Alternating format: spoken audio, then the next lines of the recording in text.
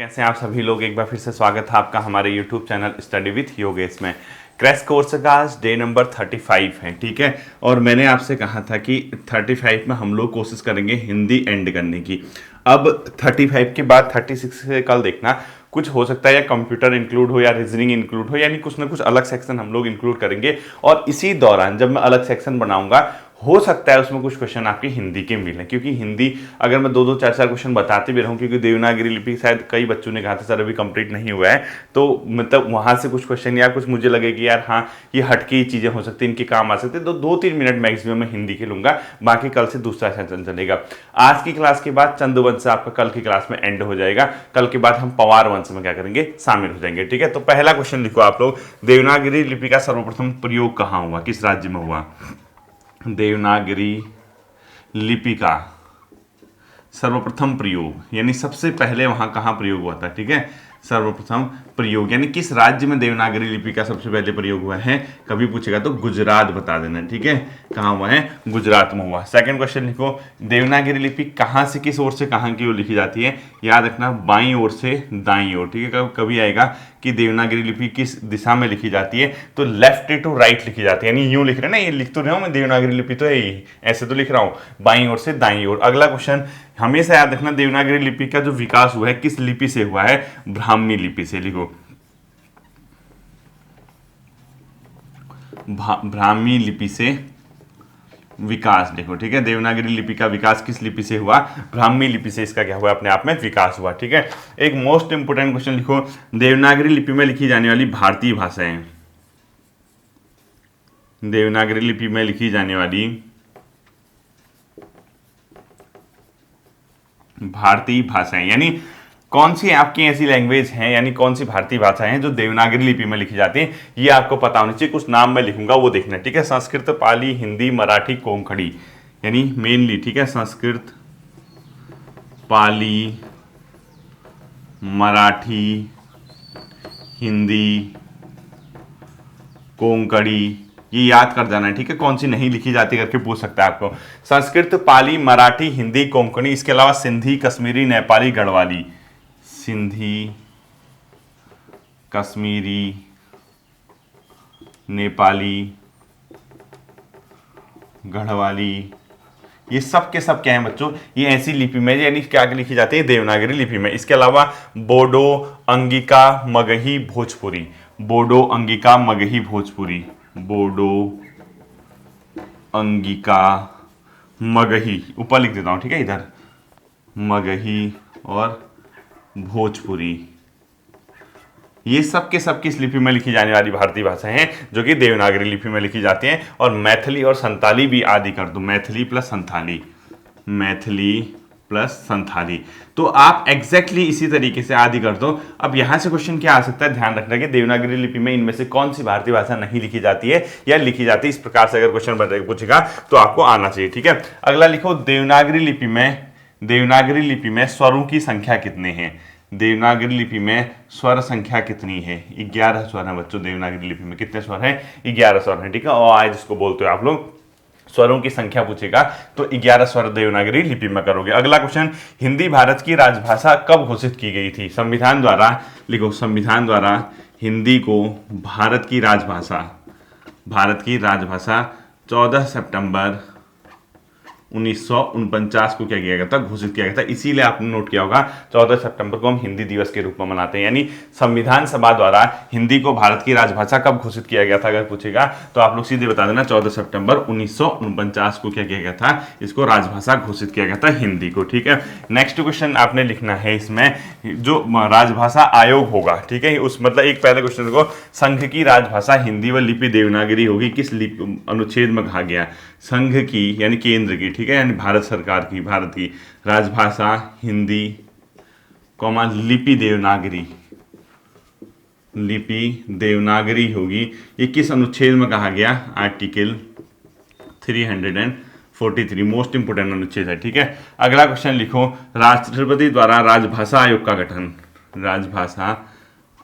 का गठन किस अनुच्छेद के तहत किया जाता है, 344 आर्टिकल है, ठीक है। यानी आर्टिकल 344 में राष्ट्रपति क्या करेगा, राजभाषा आयोग का गठन करेगा। प्रथम राजभाषा आयोग कब बना था आपको ये पता होना चाहिए, ठीक है। आप लोग खुद ही कमेंट करके लिख देना प्रथम राजभाषा आयोग। अगला लिखो, संघ का कर्तव्य होगा कि वह हिंदी भाषा का प्रसार बढ़ाए। लिखो, संघ का कर्तव्य होगा कि वह हिंदी भाषा का प्रसार बढ़ाए, यानी इसको एक्सपेंस करे, यानी इसको प्रचार प्रसार करे। कौन, संघ। तो ये किस अनुच्छेद में कहा गया, आर्टिकल 351 में। ये भी बहुत इंपॉर्टेंट आर्टिकल है, ठीक है। आर्टिकल 351 में ये सब चीजें कही गई कि संघ का कर्तव्य होगा, ये संघ का मतलब कर्तव्य है उसका, ठीक है, कि वो हिंदी भाषा का क्या करे, अपने आप में प्रचार प्रसार करे। और अगला क्वेश्चन लिखना आपको, देवनागरी जो है उस लिपि का सर्वप्रथम प्रयोग किसके शिलालेख में हुआ। लिखो, देवनागरी लिपि का सर्वप्रथम जो प्रयोग हुआ जयभट्ट के शिलालेख में। लिखो, जयभट्ट के शिलालेख में, जयभट्ट के शिलालेख में प्रथम प्रयोग। लिखो, यानी किसके शिलालेख में इसका सबसे पहले प्रयोग किया गया है, देवनागरी लिपि का जयभट्ट के शिलालेख में, ठीक है। लिखो, अगला लिखो, प्राचीन देवनागरी लिपि का विकास किस लिपि से हुआ। प्राचीन देवनागरी लिपि का विकास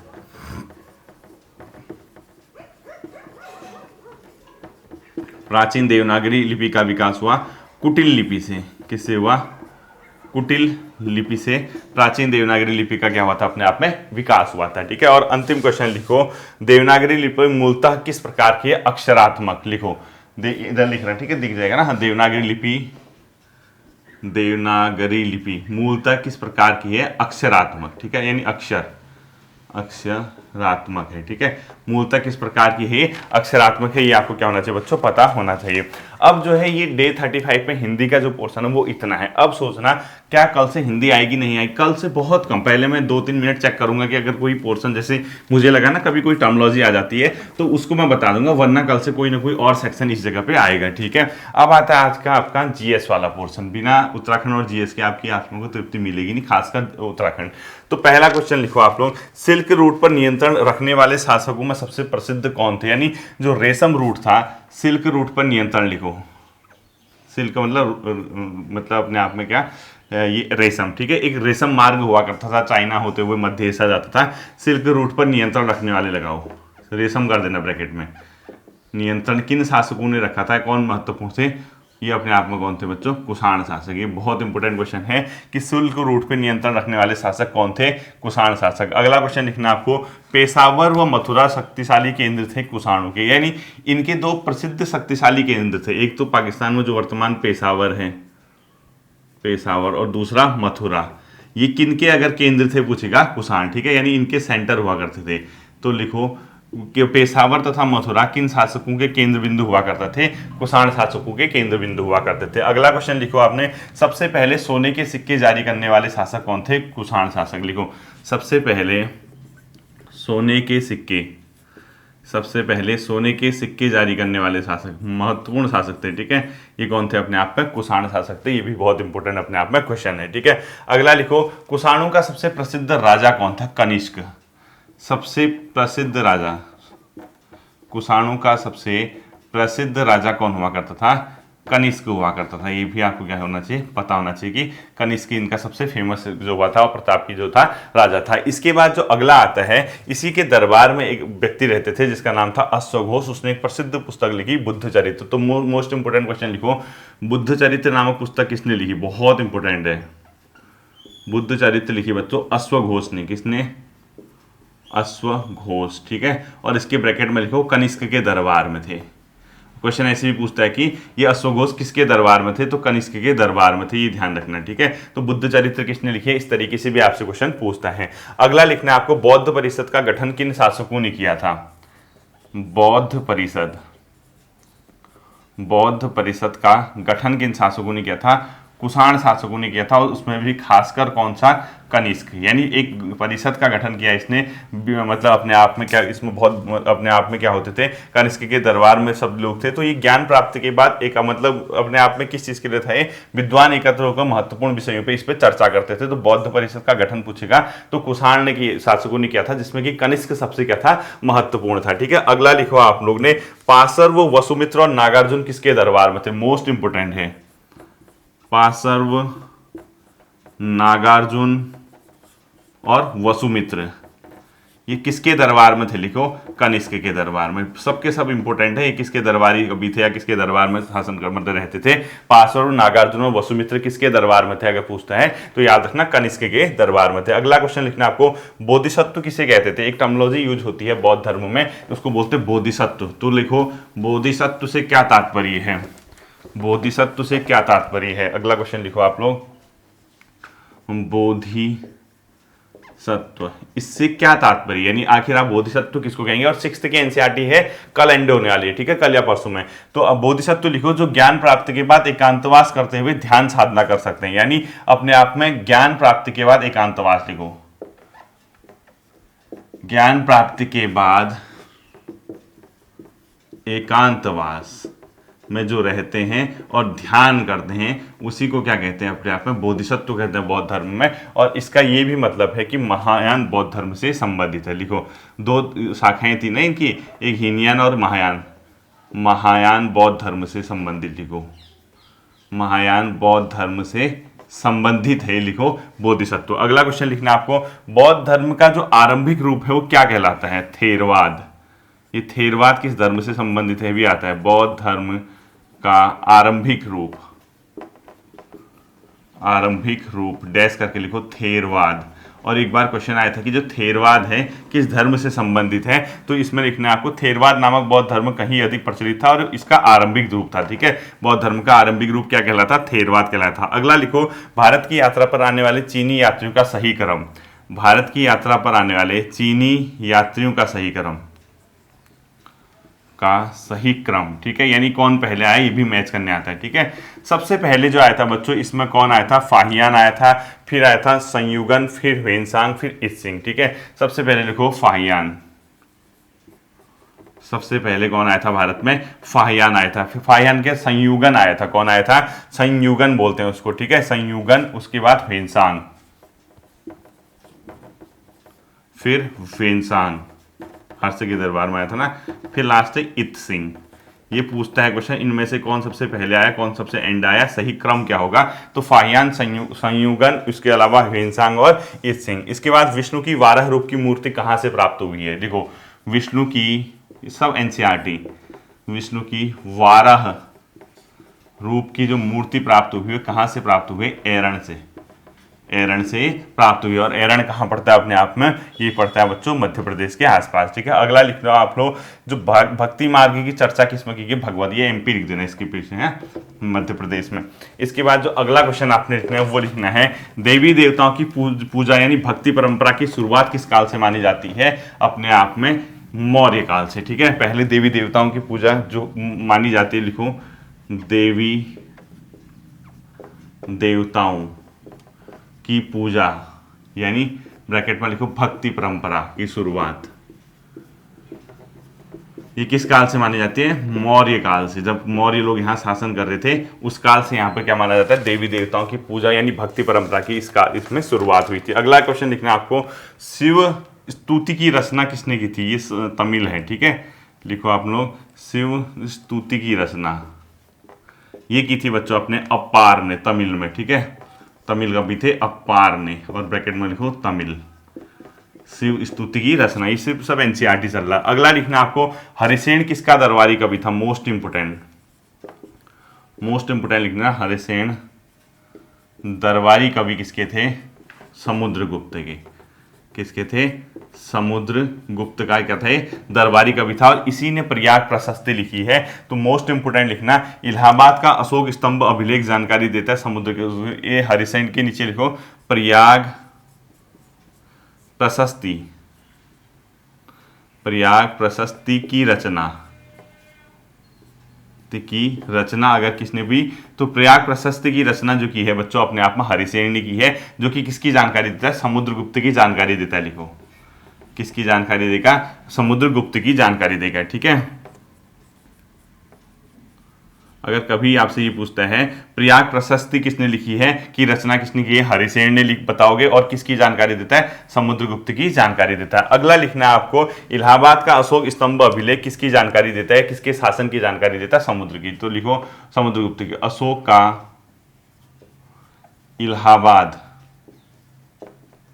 स्तंभ लेख किसके शासन की जानकारी देता है?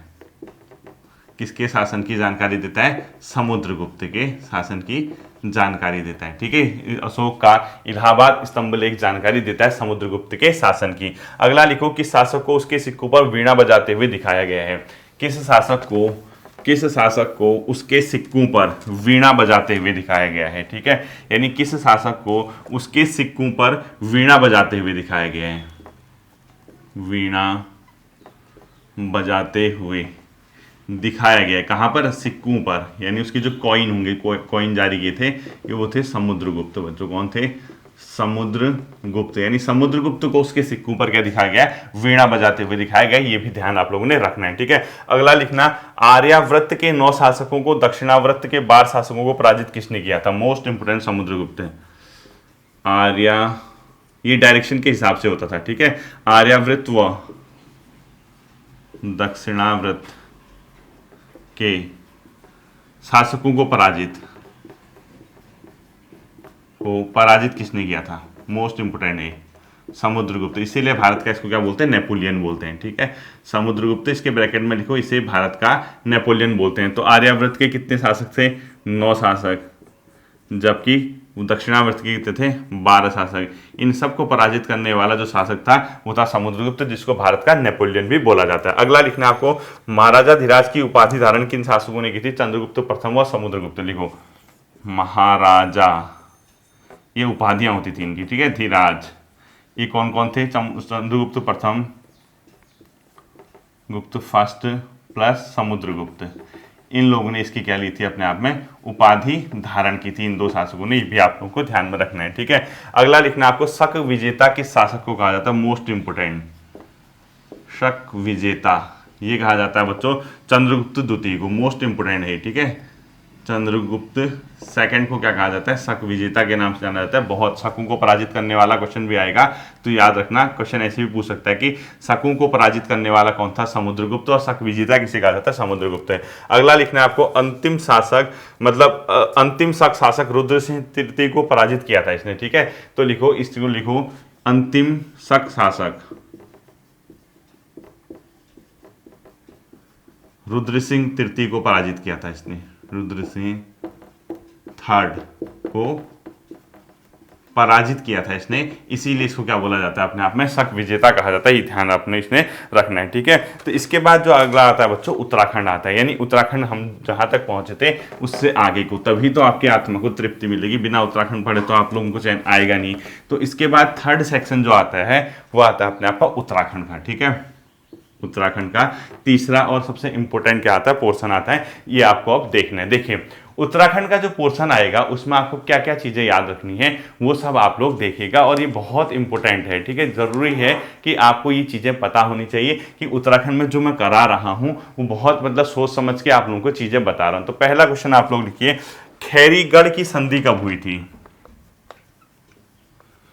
खैरीगढ़ संधि ये अपने आप में हुई थी बच्चों 1688 में। किसके मध्य हुई थी?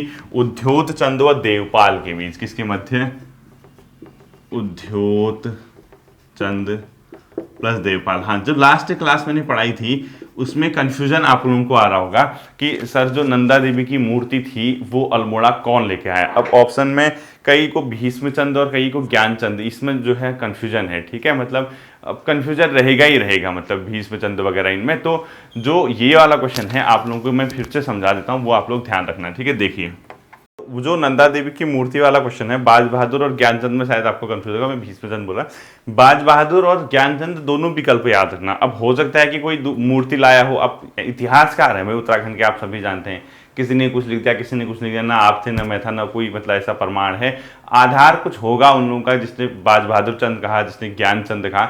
दोनों विकल्प रखिए। मूर्ति लाने के बाद जो मंदिर स्थापित किया हो सकता है कि वो ज्ञानचंद हो, तो दोनों ऑप्शन आए तो आप ज्ञानचंद की ओर जाना। ठीक है, तो लिखो खैरीगढ़ या खैरागढ़ भी लिखा होगा कहीं पे। ठीक है, इसको ध्यान रखना। मराठों का राजकवि मतीराम गढ़वाल किसके समय में आया था? लिखो मतीराम गढ़वाल किसके समय में आया था? मराठों का राजकवि मतीराम गढ़वाल किसके समय आया था? मतीराम गढ़वाल किसके समय आया था? तो उद्योत चंद, यानी उस समय कुमाऊं का राजा कौन था? उद्योत चंद था। गढ़वाल आया था। ठीक है, कुमाऊं में मतीराम जब आया था उस टाइम कुमाऊं पे कौन शासन कर रहा था? उद्योत चंद। उद्योग चंद। अब गढ़वाल पे कौन शासन कर रहा था, मैं जब गढ़वाल पढ़ाऊंगा तो अब तब आपको मैं समझा दूंगा, ठीक है, जब गढ़वाल वाले फैक्ट आएंगे उस टाइम आ जाएगा। उद्योग चंद कहाँ पे शासन कर रहा था, कुमाऊं पे शासन कर रहा था उस टाइम, ठीक है, कुमाऊं पे कौन कर रहा था, उद्योग चंद का शासन था। अगला जो क्वेश्चन लिखना है, दुधौली का युद्ध लिखो 1703। दुधौली युद्ध कब हुआ था, 1703 में हुआ था। ब्रैकेट में क्या क्या लिख दोगे, ज्ञानचंद और Fateh Shah, most important, Gyanchand plus Fateh Shah के मध्य क्या हुआ था, दुधौली का युद्ध हुआ था। दुधौली रानीखेत के आसपास कहीं है, ठीक है। अगला लिखो आप लोग, जुए पर कल लगाने वाला चंद शासक कौन था। जुए पर कल लगाने वाला चंद शासक था जगत चंद। जगत चंद जी ने क्या किया था, जुए पे क्या लगाया था, टैक्स लगाया था। अगला क्वेश्चन लिखो, बद्रीनाथ मंदिर को गरसार ग्राम गूंठ में चढ़ाया था जगत चंद ने। इसी में लिखो, बद्रीनाथ मंदिर को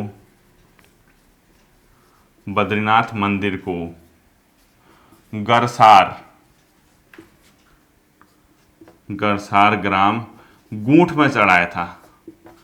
गूंठ क्या होता था, मतलब जो एक प्रकार के पूजा वगैरह करने के लिए जो मंदिरों को दान दी गई भूमि, या वहां के जो काम कर रहे हैं उनको दी गई भूमि। तो गरसार ग्राम किसने दान किया था अगर पूछेगा तो आप लोग क्या बता देना, जगत चंद ने गरसार ग्राम को किसको दान दिया था, मतलब अपने आप में ये बद्रीनाथ मंदिर को दिया था, ठीक है। ये आंसर क्या होगा इसका, जगत चंद होगा। और ये फैक्ट है बच्चों, ये फैक्ट्री 90 डेज इसीलिए क्योंकि आपका एग्जाम जल्दी, मतलब आप लोग फैक्ट्री याद करके एग्जाम दे सको। अगला क्वेश्चन लिखना आपको, रोहिला सरदार दाऊद खां के साथ मिलकर मुगल बादशाह को चुनौती किसने दी थी। लिखो, रोहिला सरदार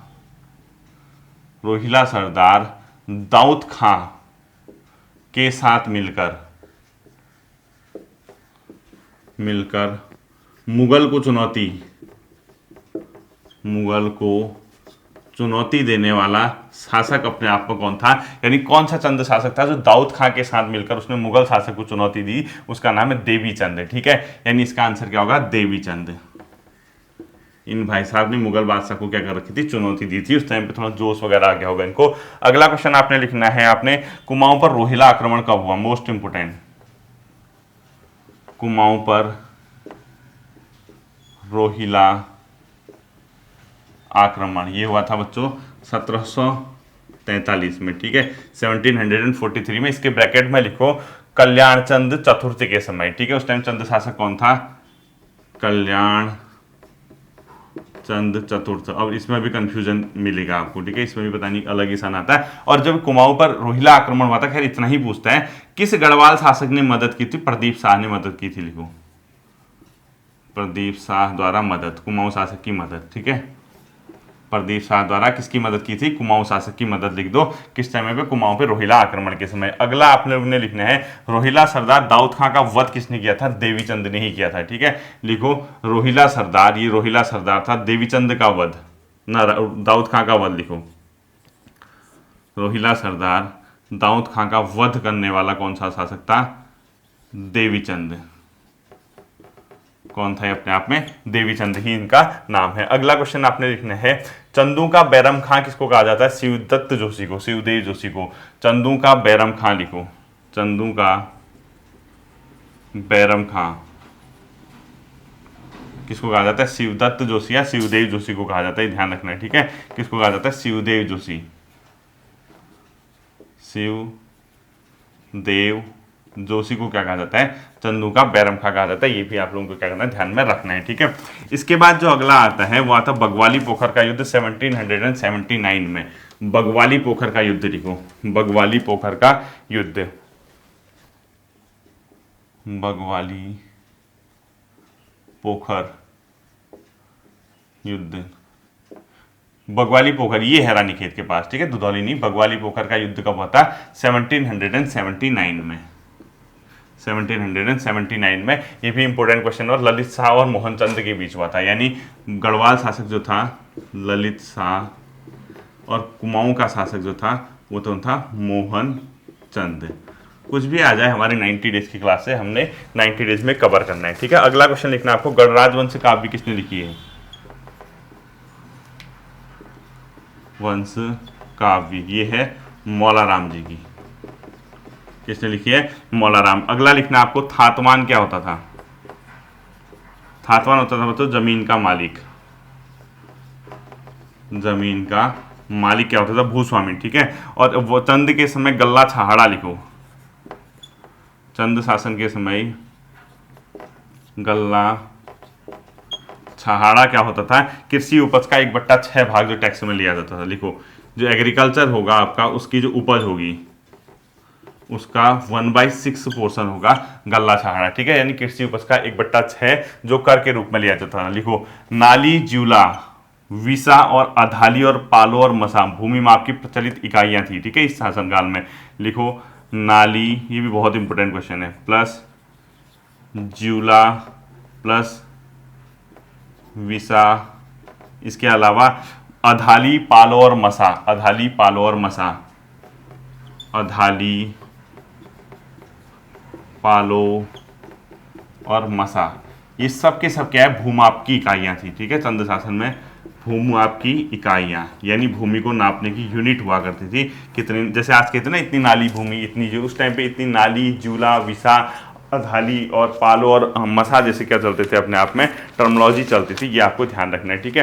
अब इसी क्रम पे जब हम चंद शासन पढ़ेंगे, कुछ टैक्स यानी चंद के से क्वेश्चन आने की जो सबसे ज़्यादा चांसेस हैं वो टैक्स से ही आते हैं बच्चों। इनकी जो टैक्स सिस्टम था ना, इनको कौन कौन से कर लगाए जाते थे वो आपने लिखने हैं, ठीक है। कुछ मेन कर लिखो, चंद शासन के कुछ मुख्य कर इतने पता होना चाहिए आपको। एक तो सिरती कर पता होना चाहिए कि क्या था, सिरती नामक कर, ठीक है।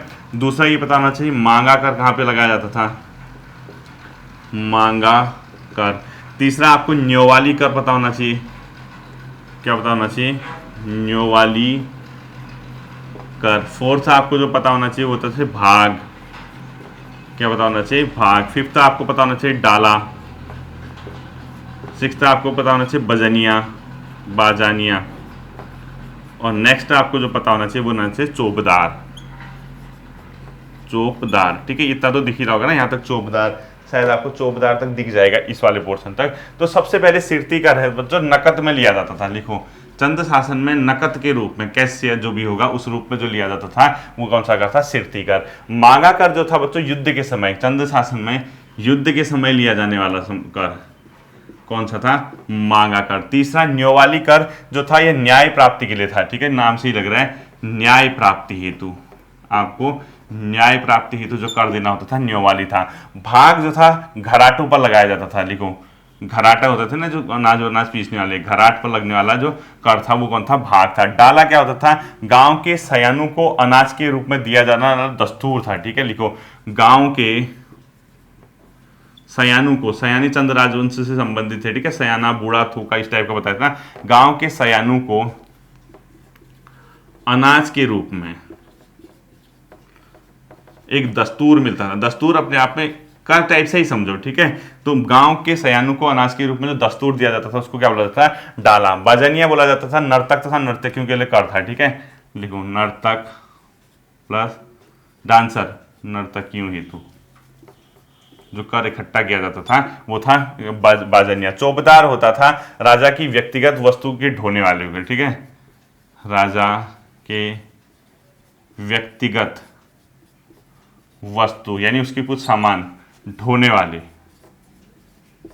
पर के लिए, ठीक है, जो कर लिया जाता था उसको क्या बोला जाता था, चंद शासन में चौबदार बोला जाता था, ढोने वालों के लिए जो था, ठीक है। इसके बाद लास्ट आता आपका रोल्या देवल्या, क्या था, राज परिवार के द्वारा की जाने वाली जो देवी देवताओं की पूजा होती थी ना उसके लिए रोल्या देवल्या। अगला लास्ट लिखो, रोल्या देवल्या। लिखो, राज परिवार की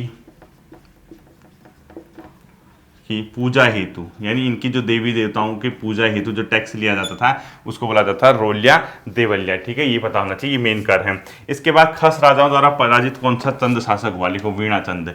खस राजाओं द्वारा पराजित होने वाला चंद शासक कौन सा था, वीणाचंद था। खस राजाओं द्वारा पराजित होने वाला चंद शासक कौन था, वीणाचंद था। अगला लिखो, खस राजाओं द्वारा पराजित होने वाला चंद शासक कौन सा था, द्वारा पराजित होने वाला चंद शासक कौन सा था बच्चों, वीणाचंद था, ठीक है, वीणाचंद था। नेक्स्ट क्वेश्चन आपने लिखना है, बाणासुर का किला कहाँ है, बाणासुर का किला कहाँ है, चंपावत में। अगला क्वेश्चन लिखना है, चंद्रवंश का अंतिम शासक, चंद्रवंश का अंतिम शासक कौन सा था? ये था बच्चों अपने आप में कौन? महेंद्र चंद।